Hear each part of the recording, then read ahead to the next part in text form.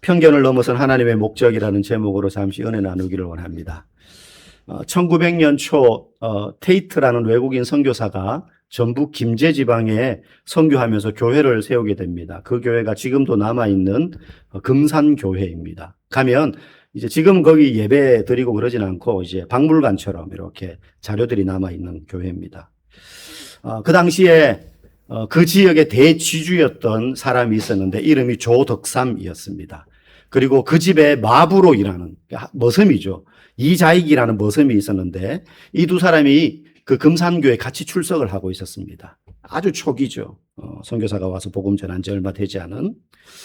그 당시에는 교회 안에 영수라고 불리는 직분이 있었어요. 뭐 집사, 장로, 권사 말고. 그래서 교회에 좀 리더급 되는 그런 사람들이 이제 영수라고 불렀어요. 조덕삼도 영수였고 이자익도 영수였어요. 근데 어느 날 장로를 선출하는 날이 되었습니다. 장로를 뽑는데 후보가 조덕삼과 이자익, 양반과 그 집의 머슴인 두 사람이 후보가 된 거예요. 둘 중에 한 명을 뽑아야 됩니다. 많은 사람들이 이제 당연히 돈 많고 또 덕망도 있어요. 그리고 열심히인 조덕삼 영수가 장로가 될 줄 알았어요.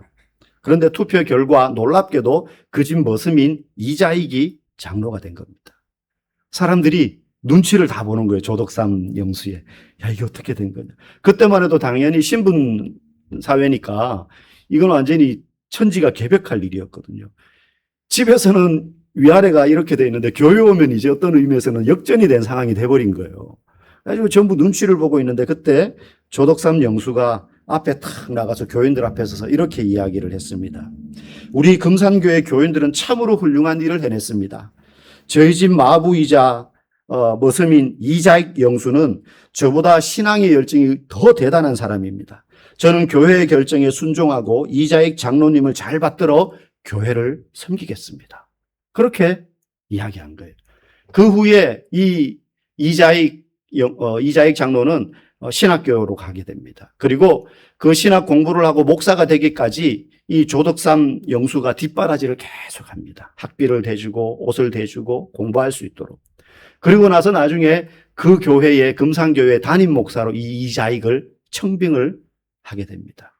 그리고 그 교회에서 조덕삼 영수는 이제 장로가 되고 이자익은 목사가 되어서 목회를 하게 돼요. 지금도 김제에 있는 금산교회 가면 그 자료들이 다 고스란히 남아 있습니다. 기록도 다 남아 있고요. 그 당시로 말하면 완전히 편견을 깨뜨린 놀라운 일이죠. 어떻게 머슴이 장로가 되고 양반이 그 밑에서 물론 우열이 있는 건 아니지만 직분을 따라 그렇게 될 수 있느냐. 그러나 편견을 깨뜨리고 겸손히 섬겼습니다. 오늘 우리가 읽은 성경 본문이 바로 그 이야기를 하고 있어요.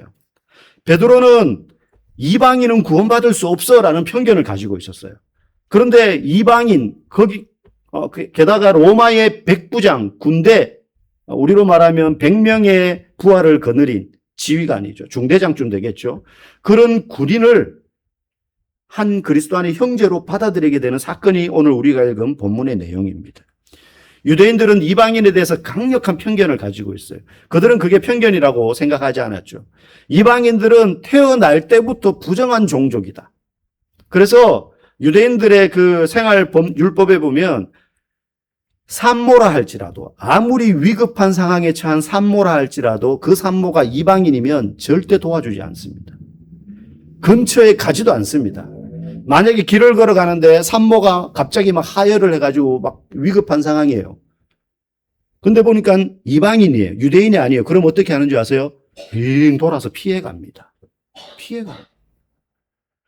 그렇게 이방인에 대한 편견을 가지고 있었던 사람들이 유대인들이었어요.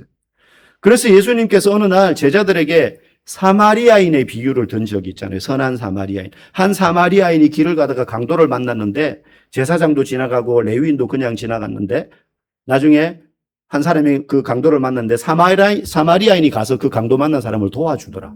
이건 유대인들에게는 굉장히 기분 나쁜 비유였어요. 어떻게 이방인과 똑같은 취급당하는 사마리아인이 그 강도 만난 사람을 도와줄 수 있냐. 그러면서 예수님이 도전했잖아요. 누가 정말 너희의 이웃이겠냐. 너희의 이웃이겠냐. 그 비유도 예수님이 편견을 깨뜨리는 거였죠.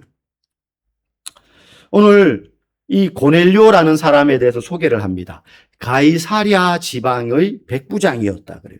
가이사랴는 그 당시 로마의 황제 가이사라고 불리는 칭호죠. 이름이 아니라 시저, 카이사르 이렇게 말하죠.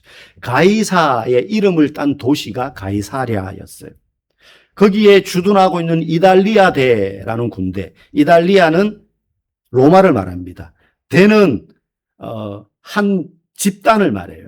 그래서 한 대는 일개 사단을 의미하는데 6천 명이 일개 사단이에요. 근데 그 6천 명을 또 600명씩 쫙 나눕니다. 10개로. 그리고 그걸 또 100명씩 또 나눠요.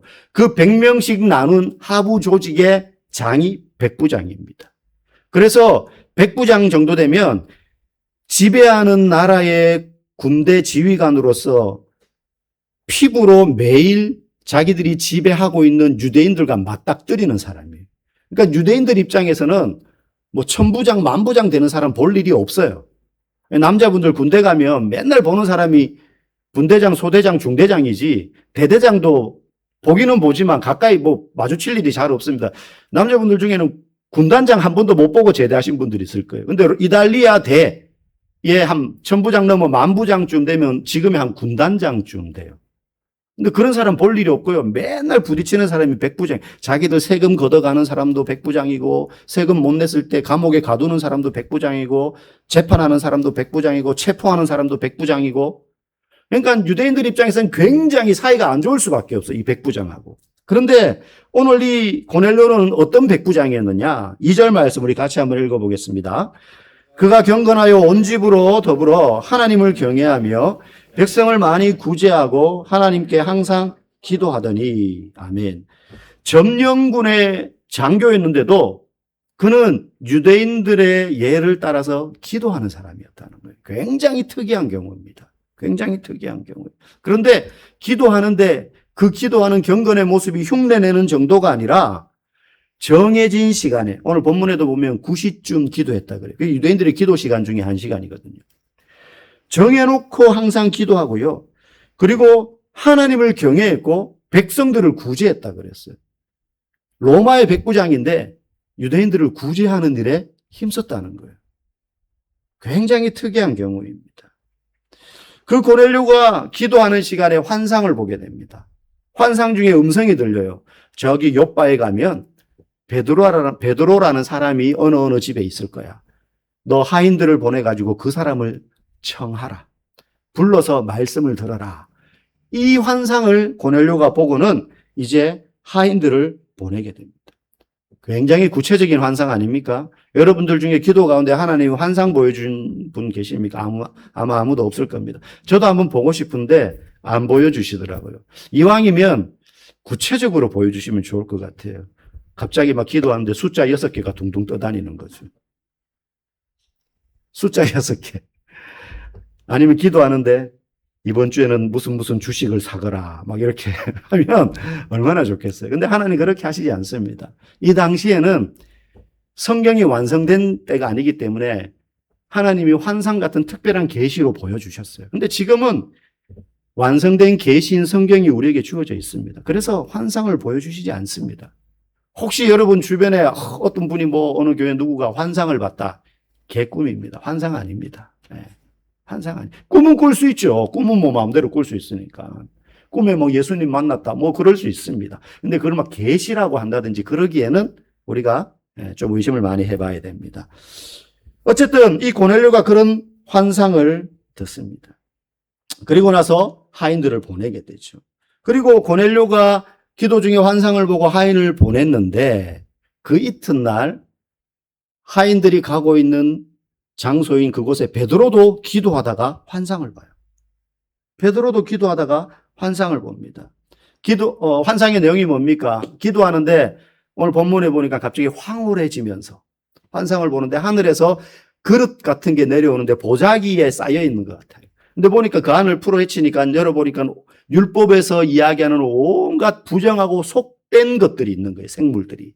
그런데 음성이 들리는데 뭐라고 이야기하느냐 하면 베드로야 너 이거 다 잡아먹어라 그러는 거예요. 구체적으로 뭐가 들었는지 모르지만은 분명히 율법에서는 먹으면 안 되는 부정한 것들이 명해져 있거든요. 그런 것들이 들어있었던 것 같아요. 근데 그걸 잡아먹으래요. 베드로가 이거는 속된 것들이기 때문에 먹을 수 없습니다. 그런데 음성이 들리죠. 하나님께서 깨끗하다고 한 것을 네가 왜 속되다 하느냐. 그리고는 환상이 이제 사라져요. 근데 이런 환상을 연속으로 3번을 보게 되는 거예요. 3번이라고. 베드로는 고민합니다. 도대체 이게 무슨 뜻이지? 그런데 그 환상이 딱 사라지고 난 다음에 고넬료가 보낸 그 하인들이 집 앞에 와서 베드로를 찾게 되는 거죠. 이후의 내용이 어떻게 됩니까? 우리가 그 뒤에 나중에 읽어보겠지만 베드로가 영문도 모른 채 그 하인들을 따라가서 고넬료 집에 갔더니 말씀을 듣기 위해서 고넬료와 그 온 집안 사람들이 모여 있는 거예요, 이제. 그래가지고 베드로는 그냥 말씀을 전했는데 거기서 막 성령의 능력이 나타나면서 이방인의 입에서 방언이 막 터지고 성령의 역사가 막 나타나는 것을 보게 되는 거죠. 베드로가 그러면서 뭘 깨닫게 됩니까? 이게 10장 전체의 내용이거든요. 아, 이방인도 예수 믿고 구원받을 수 있구나. 자기가 가지고 있던 편견이 그때 깨지는 거예요. 환상을 봤을 때만 해도 도대체 이게 무슨 뜻이지? 왜 내게 이거 분명히 속되다 해서 먹으면 안 되는 건데 왜 자꾸 먹으라 그러시지? 이해가 안 되고 납득이 안 됐는데 따라가서 일어나는 일을 보니까 아, 이래서 이 환상을 내게 보여주셨구나. 내가 가지고 있던 이건 속된 거니까 먹으면 안 돼 라고 생각했던 그 환상을 깨뜨리는 모습을 보여주면서 이방인도 복음을 받아들이고 그리고 믿고 우리와 같은 영적인 아브라함의 자손 하나님의 백성이 될 수 있구나 하는 것을 그때 깨닫게 됩니다. 그때 깨닫게 돼요. 이때부터 베드로도 복음을 전할 때 시야가 확 넓어지게 되죠. 바울만 이방인에게 복음을 전했던 것이 아니라 그 뒤부터 베드로도 오는 사람 누구에게나 이제 복음을 전하게 돼요. 여러분, 우리도 살다 보면 예수를 믿지만 여전히 떨쳐버리지 못하는 나쁜 습관 중에 하나가 편견입니다. 편견을 가지고 살아요. 이게 우리 중에 악한 부분이기도 하고 약한 부분이기도 해요. 교회 성도가 지나가는데 인사를 했어요. 조금 거리가 있었어요. 안녕하세요, 집사님 했는데 이분이 그냥 쌩 하고 지나갔어요. 그럴 때 있죠. 그러면 마음속에 생각합니다. 싸가지가 없네. 내가 지보다 나이가 많은데 먼저 인사했으면 눈이라도 마주쳐야지. 뭐 본체 많지 하고 저렇게 지나가? 이렇게 생각을 해요. 그런데 모르는 일이에요. 그 사람은 그 소리를 못 들었을 수도 있고 아니면 뭔가 고민에 쌓여가지고 혼자 골똘히 생각하느라 그걸 캐치를 못했을 수도 있어요. 사실 그런 경우가 많아요. 우리가 뭐 아무 이유 없이 내가 저 사람 진짜 꼴보기 싫어. 인사해도 안 받아줘야지. 막 이런 마음으로 교회 오는 사람 사실 거의 없어요. 뭐 원수 줬다고 일부러 그런 행동을 하겠습니까? 그런데 그런 오해가 편견을 만들어요. 그러면서 이제 혼자 생각하는 거죠. 저 사람은 예의가 없네. 저 사람은 사람을 무시하네. 무시하네. 제가 부교육자 때 약간 그런 오해를 받은 편이었어요. 이제 태생이 경상도 사람이고 좀 무뚝뚝하다 보니까 친해지기 전까지는 표정 변화가 잘 없습니다. 그래서 그냥 성도들이 이렇게 예배드리러 올라오면 이제 부교육자 때니까 부목사 때문에 뒤에서 이렇게 인사하잖아요. 그러면 그 많은 사람이 오는데 계속 제가 무슨 행사장 나레이터 모델도 아니고 항상 웃으면서 안녕하세요, 안녕하세요, 어서 오세요 이렇게 못해요. 막 부목사가 되면 바빠요. 막 안내자가 왔는지 대표 기도자는 어디에 있는지부터 시작해가지고 뭐 음향부터 이제 다 챙기고 신경 쓸 일이 많거든요. 그러니까 뭐 정신이 없어요. 그러니까 오면 마주치면 처음 오셨어요 하는데 어떤 경우는 막 뛰어가다 보면 인사하는데 에 하고 그냥 막 가요. 약간 건성처럼 보일 수 있죠. 그래서 저 목사님은 인사성이 없어 라는 얘기를 제가 실제 들은 적이 있어요. 저는 너무 억울한 거예요. 인사성이 없는 게 아니고 너무 바빠서 인사를 못한 경우들은 있지만 우리 중에 그런 편견을 가질 때가 있어요. 그래서 제가 제일 싫어하는 말이요. 하나를 보면 열을 안다. 저는 그거 절대적으로 틀렸다고 생각합니다.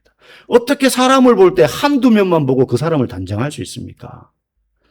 열을 봐야 돼요. 적어도 9, 8을 경험해 봐야 이분은 대체로 이런 분이구나 알게 되는 거지. 한 면만 딱 보고 저 사람은 저런 사람이네. 저 사람하고는 말이 안 통하네. 아니 어떻게 그럴 수 있습니까? 사람이 그렇게 단순한가요? 아닙니다. 아니에요. 요렇게도 봐보고 저렇게도 봐보고 이런 면만 있는 줄 알았더니 이 사람이 이런 면도 있구나 하면서 여러분 자신도 그렇잖아요. 그래서 우리는 한두 모습만 보고 편견을 쉽게 가지게 되는데 그래서는 안 된다는 거예요. 약점도 있고 부족한 점이 있을 수 있습니다. 겪어봐야 아는 거예요. 그래서 우리는 다 무슨 생각을 해야 되느냐? 내 생각이 잘못될 수 있다. 내가 알고 있는 사실이 틀릴 수도 있다. 사람에 대해서 어떤 사건에 대해서 항상 그 여유분을 둬야 돼요. 그래서 그래야지 나중에 수정이 가능하지. 혼자 딱 답을 내려놓고는 나중에 아닌 게 밝혀지는데 수정을 잘 못하는 거예요. 자존심 때문에. 아니야, 저 사람 그래. 네가 몰라서 그래. 막 이렇게 우기는 거죠. 여러분, 그런 실수를 우리가 범하면 안 돼요. 우리 안에는 그런 약점이 있고요. 부족한 점이 있습니다. 그런데 그게 불평하거나 불만을 가질 일이 아닙니다. 우리도 그런 편견 가질 수 있는데 그게 불평하거나 불만을 가질 일이 아닙니다. 오히려 감사할 일이에요. 왜냐하면 우리가 완벽하면 하나님이 우리를 쓰실 필요가 없어요. 내가 스스로 완벽하다고 생각하면 하나님 의지하지 않습니다.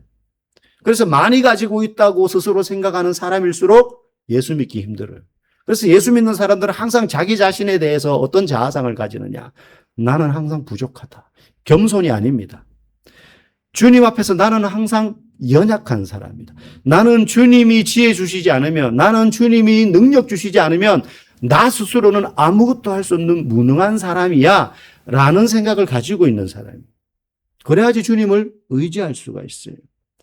그래서 결함이 있고 내 마음에 안 드는 면이 보이는 사람이 앞에 있을 때 그 사람을 보면서 어떤 생각을 해야 되느냐? 저 사람은 아직 인간이 덜 됐네가 아니라 저 사람은 아직 이제 하나님이 쓰실 만한 구석이 많구나 이렇게 생각해요. 하나님이 더 많이 만들어 가실 만한 여지가 있구나 이렇게 생각하고 우리가 주의 눈으로 바라볼 수 있어야 되는 거죠. 여러분 모두가 그런 사랑의 눈, 은혜의 눈으로 편견을 버리고 서로를 바라보시기를 주의 이름으로 간절히 축복합니다. 우리 그런 의미에서 좌우 보시면서 인사합시다. 제가 따라해보세요. 옆에 보시면서 제가 미처 못 알아뵀습니다. 네.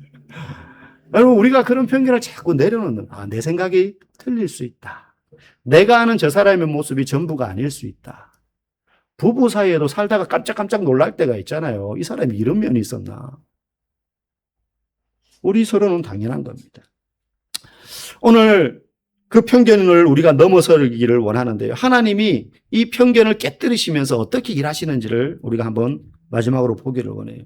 본문을 읽다가 보면 하나님은 참으로 복잡하게 일하신다라는 생각이 들어요. 복잡하게 일하신다.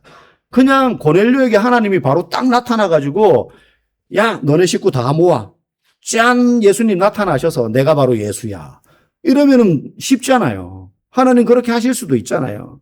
그런데 고넬료에게도 알 듯 모를 듯한 환상을 보여주시고 베드로가 누군지도 모르는데 가서 하인 보내서 야 데리고 와 그러고 또 그 이튿날 베드로에게 또 기도할 때 환상 가운데 환상을 보여주시면서 도무지 이해할 수 없는 환상의 내용을 보여주시고 그 환상을 보여주시고 난 다음에 예를 들어 하다못해 야 너 이제 누가 녹화할 거야 그러면 아무 말 하지 말고 따라가 뭐 이거라도 언질해 주면 괜찮잖아요. 근데 그런 말도 없어요. 갑자기 모르는 사람이 찾아와서 우리 주인님이 당신 데리고 오라는데요. 그럼 여러분 같으면 따라가겠습니까? 모르는 사람이 와가지고 따라오라 그러면 안 가죠. 뭔가 하나님이 좀 이해도 안 되고 좀 복잡하게 왜 이렇게 일을 하시나 싶게끔 하나님이 일을 하세요. 왜 그럴까요? 사실 성경을 우리가 읽다가 보면요. 하나님이 일하시는 방식을 보면 이런 경우들이 굉장히 많습니다. 굉장히 많아요. 근데 여기에는 하나님의 일관된 일하는 방법이 녹아 있어요. 그것은 하나님이 교회나 어떤 사람에게 일을 맡길 때 그 일을 성취하는 데 목적이 있는 게 아니기 때문입니다.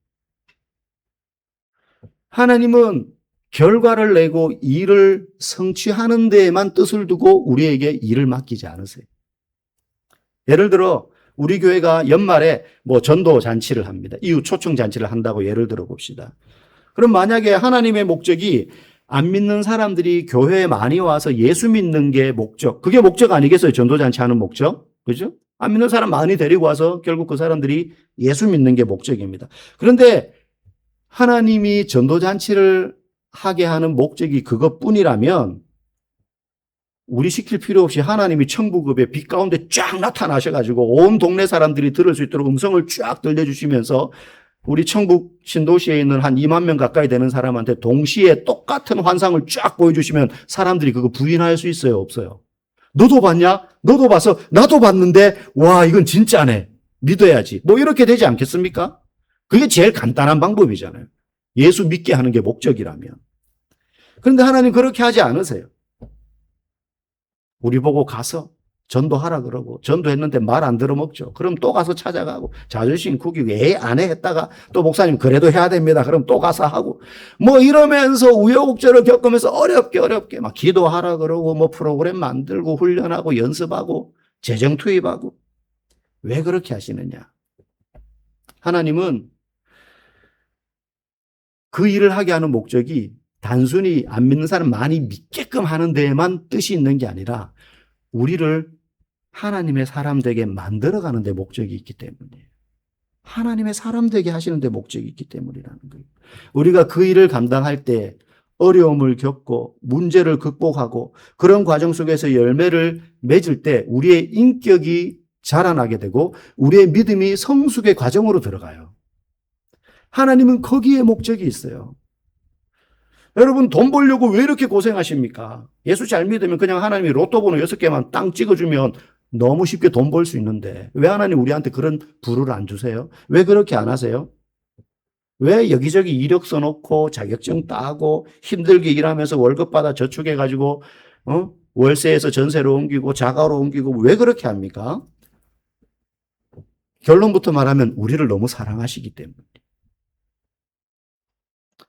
어떤 부모는 자녀를 사랑하기 때문에 자녀가 원하는 것을 다 해주려고 합니다. 용돈 달라면 용돈 주고 옷 사달라면 옷 사주고 놀고 싶다면 놀게 해주고 여행 가고 싶다면 여행 보내주고 잘하는 것 같죠. 그건 애를 망치는 거예요. 애를 망치는 겁니다. 부모가 자녀를 제일 빠르게 망치는 최악의 방법 중에 하나는 자녀가 원하는 대로 다 해주는 거예요. 그거는 부모가 자녀를 배리는 겁니다. 정말 부모가 자기 애를 사랑한다면 부모가 해줄 수 있는 것도 해주면 안 돼요, 때를 따라. 스스로 하게 해야 되죠. 최소한 지방은 지가 청소하게 해야 돼요. 너 방 청소하기 전에 밥 안 줘. 예를 들면. 방 청소하게 하기 위해서. 용돈도 지가 일해서 벌게 해야 돼요. 설거지나 빨래도 애들 시켜야 돼요. 그게 애들 사랑하는 겁니다. 그런 차원에서 저희 가정은 아이들을 무지무지 사랑해요.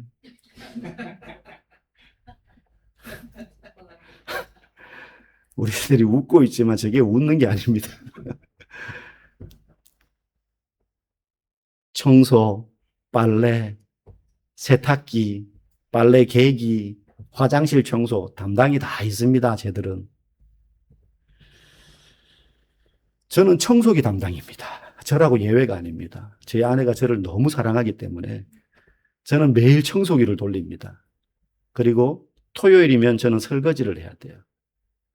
어제도 설거지 빡시게 했습니다.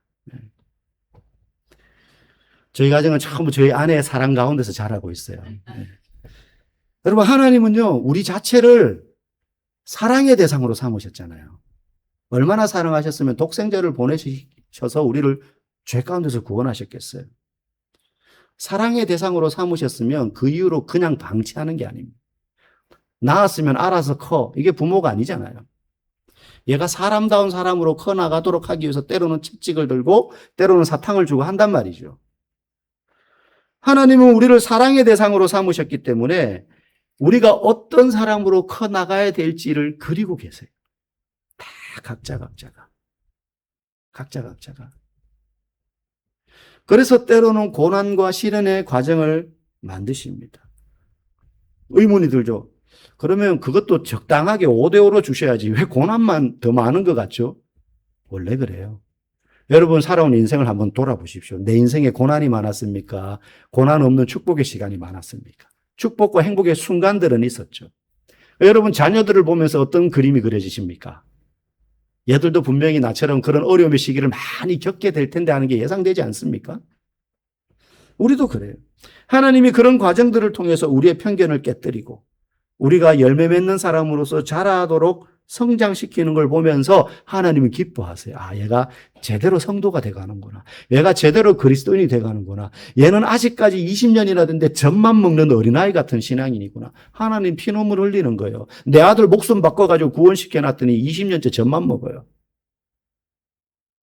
이제는 고기도 뜯어먹고 뼈째 씹어먹을 나이가 됐는데 신앙적으로 아직도 젖만 먹어요. 만약에 여러분 자녀가 30살이 됐는데 엄마 찌찌 이러고 있으면 여러분 그 자녀가 사랑스럽고 예쁘겠습니까? 징그럽죠. 내 탓이요 내 탓이요 하지 않겠습니까?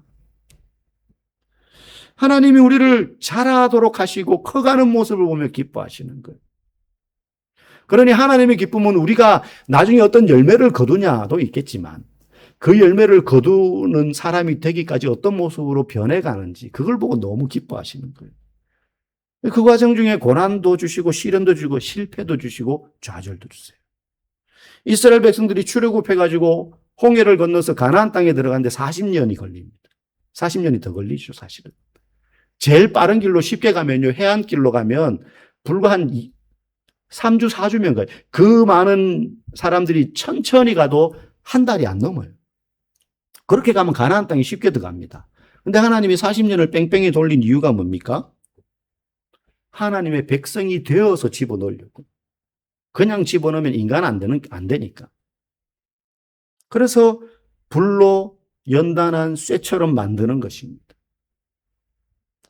오늘 고넬료와의 만남을 통해서 베드로의 편견이 깨집니다. 그리고는 이제 베드로도 더 큰 사역을 감당할 수 있게 돼요. 이방인들도 구원받는구나. 시야가 확 넓어지게 되는 거죠. 그 이후 베드로가 이방인을 볼 때 어떻게 보겠습니까? 저 영혼들도 예수 믿을 영혼 이렇게 보지 않겠어요? 근데 그 편견이 안 깨지면 아예 거들떠 보지도 않는 거예요. 아예 거들떠 보지도 않는 거예요. 내 동족, 내 민족 그것만 보지 않았겠습니까? 여러분 하나님이요 베드로를 더 큰 일 감당시키기 위해서 그렇게 하시는 거예요. 그렇다고 해서 하나님이 베드로 없으면 일 못하시느냐? 아닙니다. 여러분 신앙생활 오래 하신 분들 착각할 때가 있습니다. 내가 없으면 이 교회는 안 돌아가. 그만큼 능력이 있고 많은 일을 하는 분은 있을 수 있죠. 여러분 이 교회에 제가 없으면 교회가 무너질까요? 아닙니다. 목사는 차고 흘러 넘쳐요. 저보다 설교 잘하고 목회 잘하는 분들도 분명히 차고 흘러 넘칠 겁니다. 그럼에도 불구하고 하나님이 저를 여기 세워주신 이유는 저를 사람 만들어가지고 폼 잡으면서 설교하라고 세워주신 거예요. 아무것도 아닌데. 제가 없으면 일할 수 없기 때문에 너는 여기 꼭 필요해라고 해서 세워주신 게 아니에요. 이게요, 사랑하지 않으면 불가능한 일이에요. 애들 보고 집안일 시키잖아요. 저희는 이제 아이들이 이제 홈스쿨을 하다 보니까 어릴 때부터 그냥 집에서 집안일을 시켰어요. 근데 처음에는 어떻습니까? 답답해요. 청소기 설거지 했는데 설거지 하고 나면 다시 해야 되고요. 빨래도 개는데 막 엉망진창이고요. 당연히 그렇지 않겠어요? 애들이니까. 근데 그걸 아이고 야 하지 마. 아이고 내가 할게. 내가 하면 5분이면 끝낼 거 애들이 하면 10분, 20분, 30분 걸리거든요.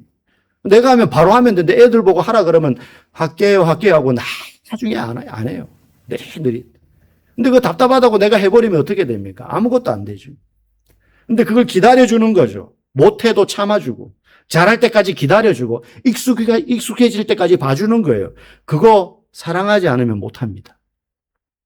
하나님이 저와 여러분들을 하나님의 백성, 성도다운 성도로 만들어갈 때에 그냥 기름만 넣으면 가는 차처럼 우리를 만드신 게 아니고요. 다듬어가고, 때로는 굴리고, 색칠하고 옷 입히고 하는데 하나님이 처음에 우리 볼 때 너무 답답한 거예요. 저거 저래가지고 언제 성도 되나? 저거 저래가지고 언제 일하나? 하나님이 끊임없이 우리를 기다리고 참으시는 거예요. 부모가 자녀를 그렇게 참는 것처럼.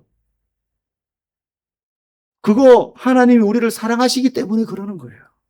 그래서 연약한 성도, 약점이 많은 성도들 보면 하나님의 사랑을 아직 받을 시간이 너무 많겠구나, 저 사람. 그렇게 봐야 되는 거예요. 하나님의 목적은 일의 성취에 있지 않습니다. 하나님의 목적은 저와 여러분을 온전한 성도 만들어가는 데 있는 것입니다. 제자 훈련 받는 것도 온전한 제자가 되기 위해서 받는 것처럼 더 성숙한 그리스도인이 되도록 하기 위해서 온전한 그리스도의 제자가 되는데 하나님의 목적이 있는 거예요. 교회는 결과가 없을 수는 없지만 결과와 성과내는 그런 단체가 아닙니다. 우리를 너무나 사랑하시기 때문에 약점과 부족함이 있지만 그럼에도 불구하고 우리를 그 나라 백성답게 만들어가기 위해서 끊임없이 우리를 보시고 인내하시며 기다려주시는 하나님의 사랑에 부합하고자 나의 편견을 내려놓고 연약한 자들을 세워가며 하나님의 선하신 목적대로 다듬어져 가는 우리들이에요. 여러분 모두가, 우리 모두가 그렇게 편견을 뛰어넘어 하나님의 목적에 따라 부르심에 합당한 삶을 살아가는 성숙한 그리스도인으로서 세워져 갈 수 있기를 주님의 이름으로 간절히 축복합니다.